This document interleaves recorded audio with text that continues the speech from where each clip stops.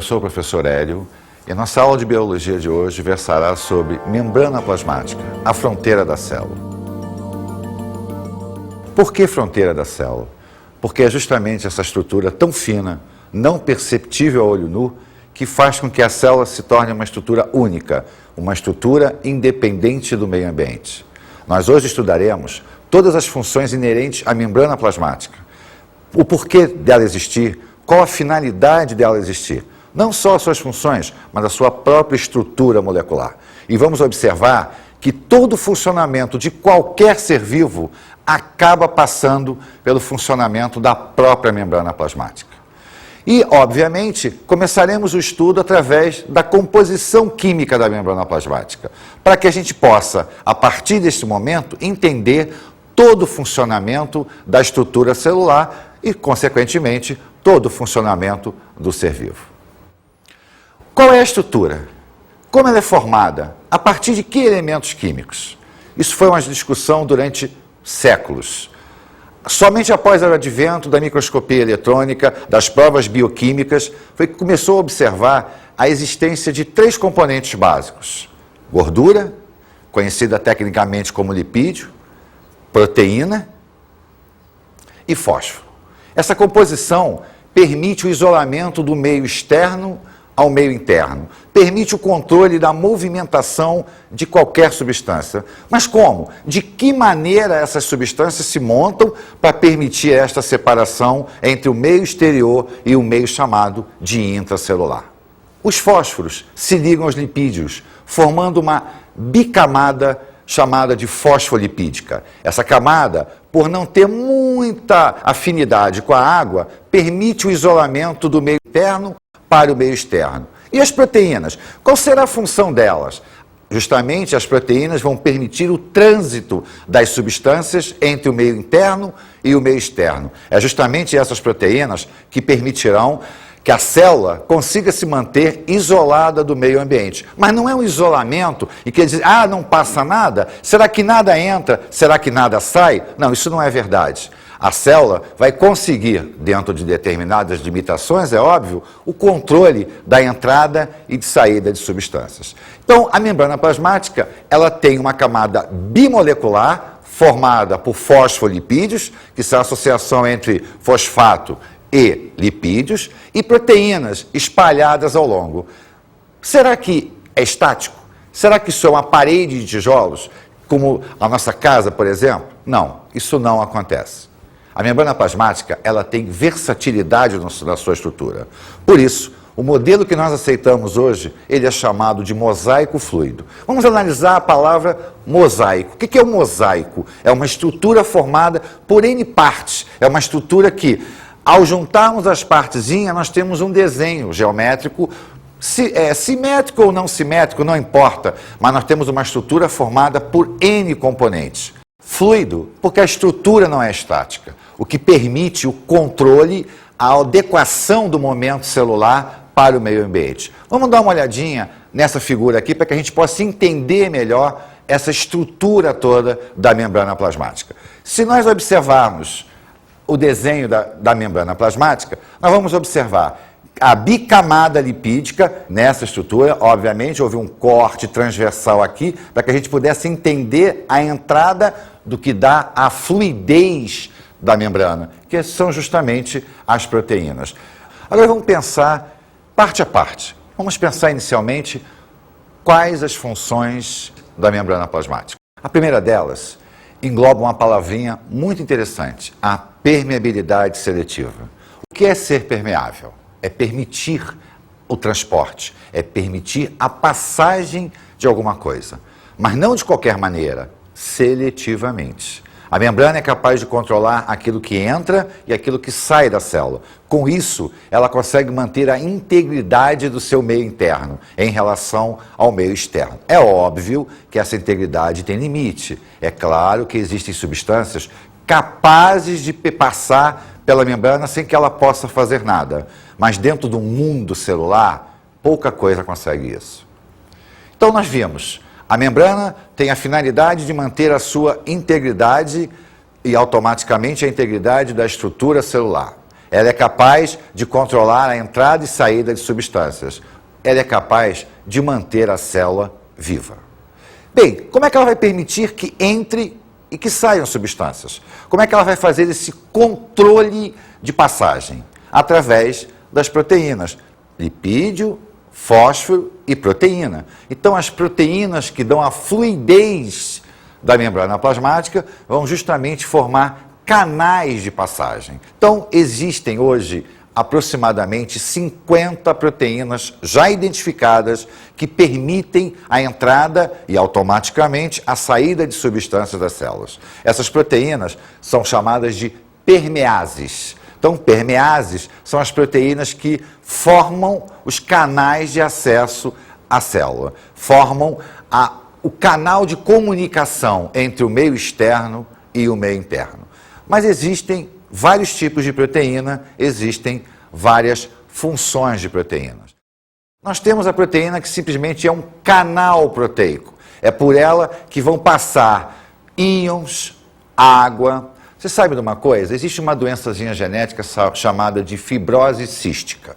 A fibrose cística é uma doença grave que provoca um acúmulo de secreção pulmonar. Sabe por que acontece isso? Faltou o canal proteico para o cloro. Como não há entrada de cloro, a célula se desestabiliza no seu funcionamento, provocando uma grave doença, principalmente em crianças. Nós temos também as proteínas que vão facilitar, vão se ligar a moléculas do meio externo, transportá-las para o meio interno, transportá-las para o meio externo. Nós temos proteínas que vão fazer o reconhecimento de estruturas, o reconhecimento de outras células. Está lembrado daquilo que você escutou na televisão, dizer assim, aquela pessoa fez um transplante, mas sofreu uma rejeição. Por quê? Por que será que aquele órgão que iria salvar a vida daquela pessoa foi rejeitado? Justamente porque as proteínas de reconhecimento não identificaram aquele órgão como sendo um órgão do seu corpo. Podemos pensar também naquela pessoa que sofre de diabetes. Por que será que aquela pessoa não consegue absorver glicose para dentro das suas células? Faltou uma proteínazinha, faltou uma proteína que vai se ligar à molécula de insulina e permitir a entrada da glicose. Então observe que nós temos aqui 4 exemplos, 4 proteínas diferentes, mas que executam uma função primordial, a permeabilidade das substâncias do meio externo para o meio interno. E a água? Será que também passa por esse tipo de proteína? Será que a célula vai ter que se esforçar muito para que a água passe? Será que a célula vai ter que ter uma proteína especial para o transporte da água? Ou será que a água vai passar naturalmente? Quando a gente pensa em transporte, a gente primeiro tem que imaginar o seguinte: existe ou não existe esforço celular? E toda vez que a gente fala esforço, pensa-se em energia. O gasto de energia é algo importantíssimo na manutenção da vida celular. Então nós podemos analisar de 2 formas. Uma substância ao passar para o seu interior ou para o seu exterior, a célula vai consumir energia? Se ela assim o fizer, nós teremos um transporte dito ativo. Caso contrário, se as coisas acontecem naturalmente, o transporte é dito passivo. Para que nós possamos estudar melhor isso, vamos pensar inicialmente no transporte passivo, onde observaremos a osmose, a difusão simples e a difusão facilitada.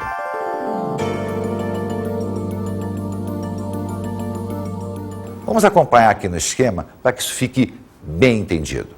Observe, nós temos um meio onde várias partículas estão solubilizadas. Essas partículas são chamadas de soluto. Se esse meio tem muito soluto, ele é chamado de hipertônico, mais concentrado. O outro tem pouquinho, hipotônico, pouco concentrado.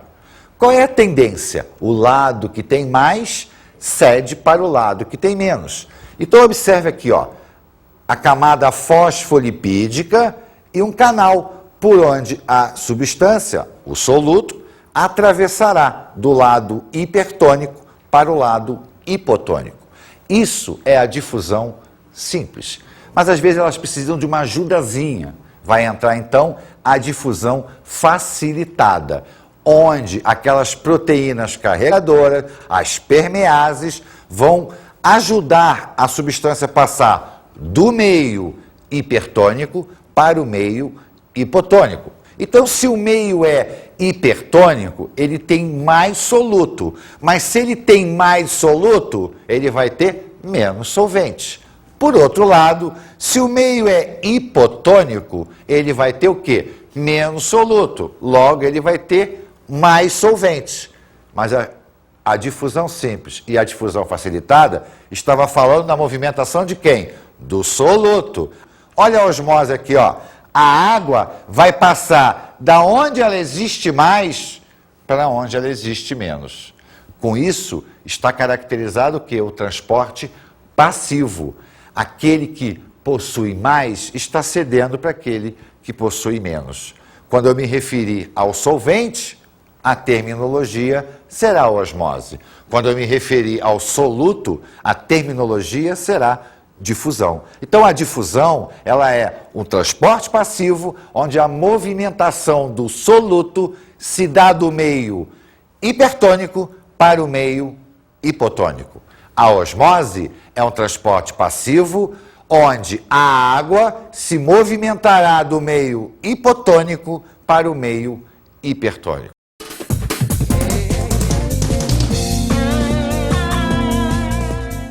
Vamos observar aqui uma experiência muito simples. Uma batata, onde eu vou cavar a batata. Literalmente, né? Vamos fazer um buraco na batata. Qual é a finalidade disso? Para que nós vamos cavar essa batata? Bem, em primeiro lugar, o que é uma batata?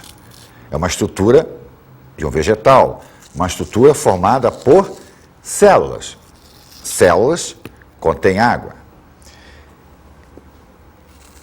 Essa batata vai perder água naturalmente para o meio. Só que o que nós vamos fazer aqui é forçar a batata a perder mais água do que normalmente ela perderia. Então, olha só, nós vamos secar a batata e vamos adicionar aqui sal. Sal de cozinha. Repare que eu sequei e agora eu vou colocar sal nesse buraquinho aqui que nós abrimos da batata. Enquanto a gente espera para ver o que vai acontecer, vamos fazer uma outra experiência. Vou botar a nossa batata aqui, né? Vou tirar esses resíduos da batata para cá. O que interessa para a gente vai acontecer aqui, né? E enquanto a gente espera isso, vamos observar uma outra experiência muito simples. Eu tenho aqui 2 beckers. O que é becker? É um copo de vidro usado em laboratório, né? Tem esse biquinho aqui, graduado, onde eu tenho aqui, ó, água, neste água pura, água destilada, ou seja, água isenta de soluto. E nesse eu tenho água mais sal. Água salgada, como se fosse água do mar. Se eu comparar as duas águas, eu vou dizer que esta água aqui é menos concentrada do que essa. Por quê? Porque essa não tem sal. E essa tem sal, tem mais o que? Soluto. Então eu tenho uma água extremamente concentrada e uma água basicamente sem nenhuma concentração. E o que eu vou fazer? Eu vou pegar a nossa gema. Lembra da gema? Aquela que foi perguntada na enquete, por que a gema não esparrama? Lembra da membrana plasmática? Então o que a gente vai fazer? Nós vamos mostrar o que acontece com uma célula quando se coloca ela num meio menos concentrado do que ela e num meio mais concentrado do que ela. Então vamos lá, vamos pegar uma gema, vamos colocá-la aqui, ó, num meio mais concentrado do que ela.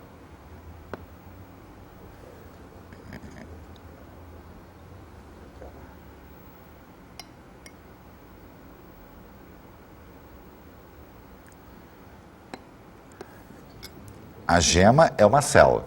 Então, esta gema aqui foi colocada no meio, onde a concentração é maior do que ela, e esta aqui foi colocada no meio, onde a concentração do meio é menor do que ela.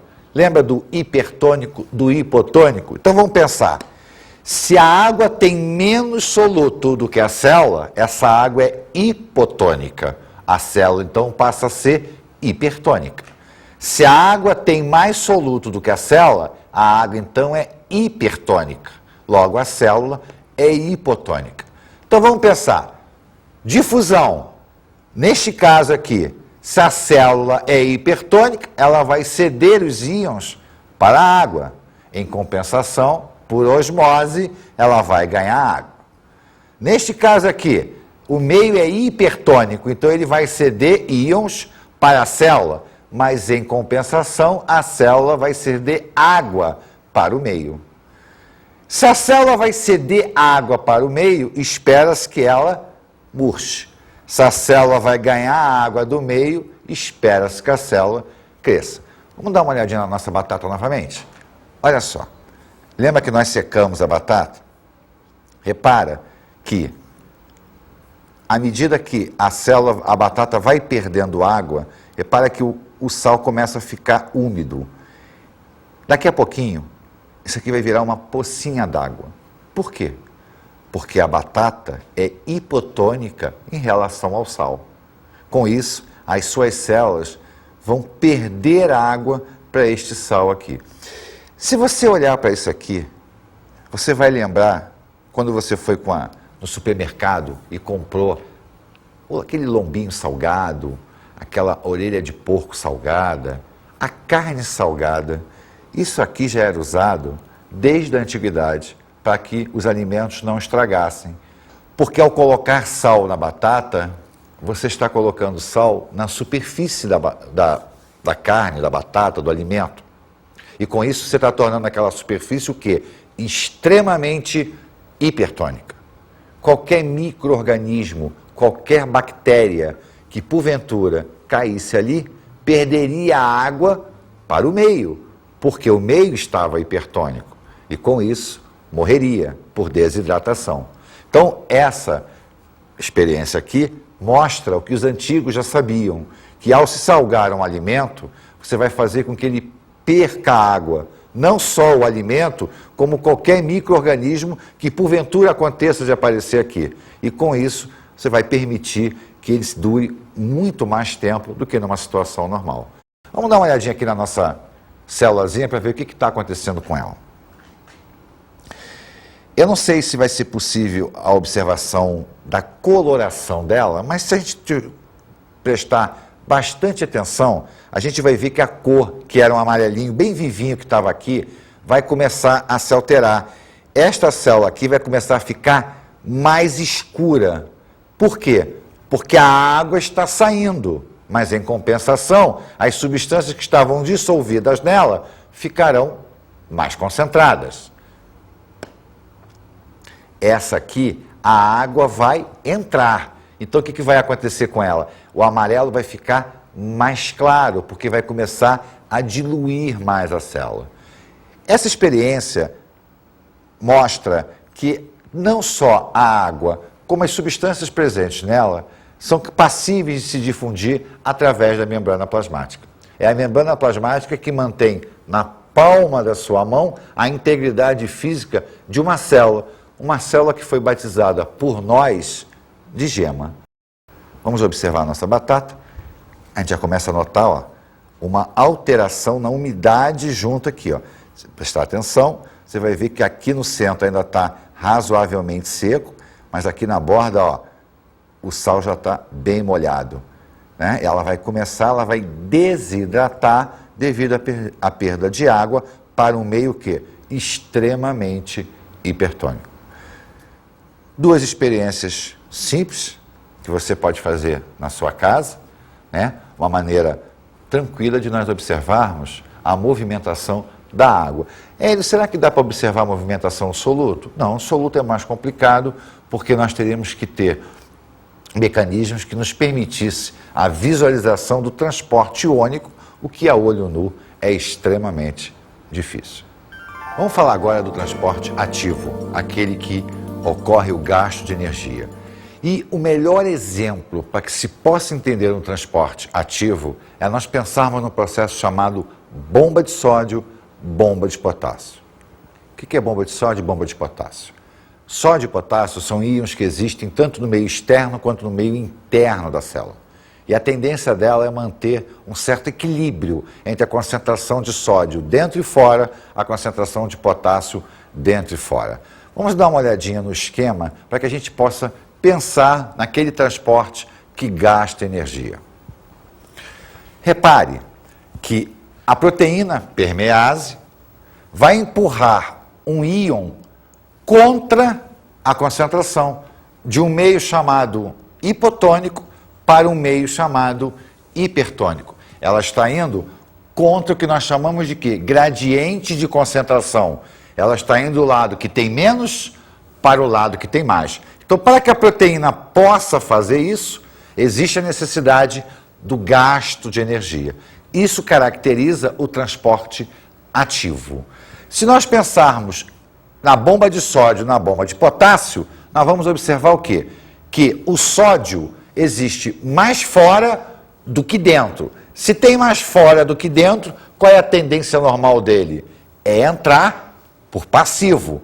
A célula pega e o empurra por ativo. O potássio tem mais dentro do que fora. Qual é a tendência dele? Passivamente passar para o lado de fora. O que a célula faz? O importa. Então, o mecanismo chamado de bomba de sódio e bomba de potássio, na realidade, é a movimentação ativa do sódio e do potássio. Com isso, mantendo-se o equilíbrio da célula. Mas existe um outro processo, talvez mais complexo, onde ocorre o gasto de energia também, que se chama endocitose.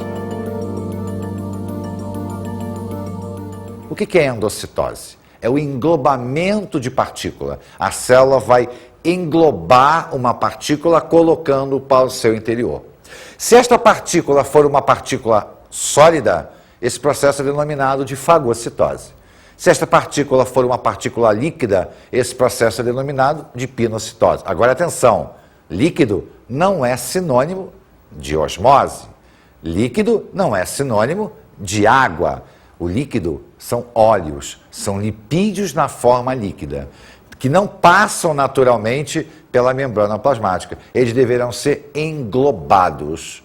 Então, os mecanismos de fagocitose e pinocitose são, na realidade, a maneira pela qual a célula coloca partículas maiores do que aquelas proteínas capazes de permitir a passagem para dentro do seu interior. Vamos observar, então, o esquema aqui. Esse esquema demonstra o processo de endocitose, seja ele fago ou pinocitose. Se nós observarmos a sequência, a partícula está penetrando na célula por um processo que a gente chama de invaginação. A membrana cresce para dentro, criando uma vesícula que permite a entrada da substância do meio externo. Essas partículas, então, são englobadas numa vesícula maior chamada de fagossomo, se a partícula for sólida, e o processo fagocitose. Ou pinossomo, se a partícula for líquida, e o processo pinocitose. Essa partícula vai ser digerida e o processo, então, depois será revertido para a eliminação dos resíduos. Essa digestão que ocorre através dos mecanismos de endocitose e de pinocitose são chamadas de digestão intracelular. Então, se nós atentarmos para o nosso esqueminha aqui, nós temos dois processos, tanto aqui quanto aqui, de endocitose. E temos um que é a eliminação do resíduo, chamado de exocitose, né? Colocar para fora da célula. Com isso, nós observamos talvez o mais complexo transporte ativo, onde as estruturas envolvidas ultrapassam o limite da membrana plasmática. Então, recapitulando, víamos transporte passivo, transporte ativo, onde dentro do passivo, osmose, difusão facilitada, difusão simples. Dentro do ativo, a endocitose. E com isso, nós fechamos os principais processos de transporte da membrana. Mas a membrana não tem só transporte, ela tem as suas especializações, estruturas que anexadas à membrana plasmática vão dar grau de confiabilidade maior àquela função exercida por ela, que é a manutenção da integridade celular. Quais as estruturas, quais são as suas funções? É isso que nós vamos começar a observar a partir de agora. Vamos falar agora das estruturas externas da membrana plasmática. A primeira estrutura é o glicocálice, que é uma malha de glicídios que vai permitir que as partículas que ficam em volta da célula permaneçam próximas da membrana plasmática, facilitando o transporte do meio externo para o meio interno. Além disso, eles participam muito dos processos de reconhecimento imunológicos existentes na célula. A segunda estrutura externa à membrana plasmática é a membrana celulósica, uma característica exclusiva dos vegetais. Os vegetais são as estruturas que apresentam membrana celulósica além da membrana plasmática. É um reforço externo formado por uma proteína chamada de celulose.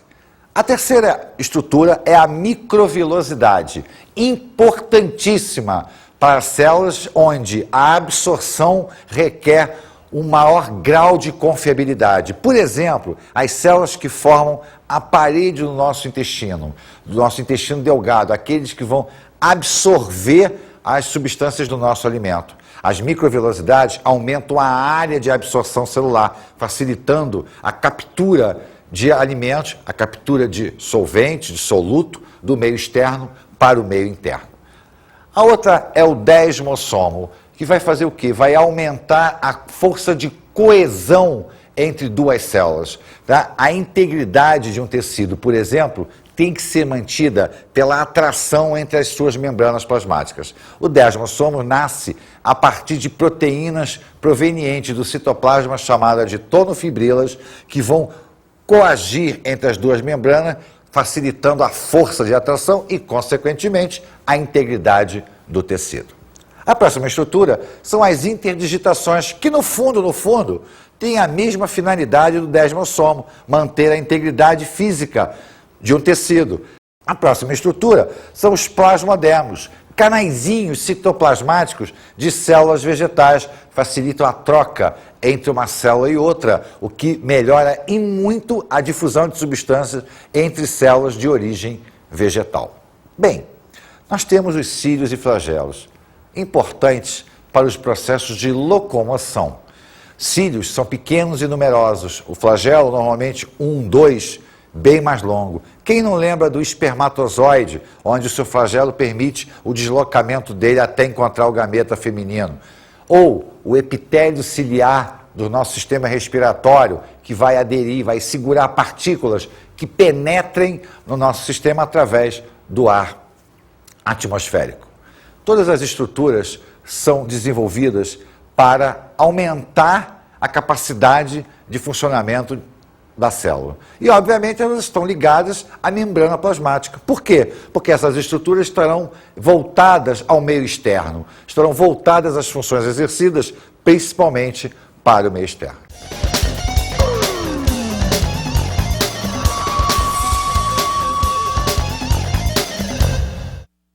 Bem, gente, como dica de estudos, eu diria para vocês, estude bastante transporte de membrana. Estude bastante transporte passivo, ativo, osmose. Isso é primordial para que você entenda não só a membrana plasmática, mas 80% de todo o conteúdo biológico do ensino médio. É extremamente importante. Não deixe de dar uma atençãozinha também às especializações da membrana. Elas fazem parte, mas o transporte, olha, ele é essencial. Faça os exercícios, releia, reveja o filme. Pare, pense, faça experiência. Com certeza isso vai ajudar. Até a próxima.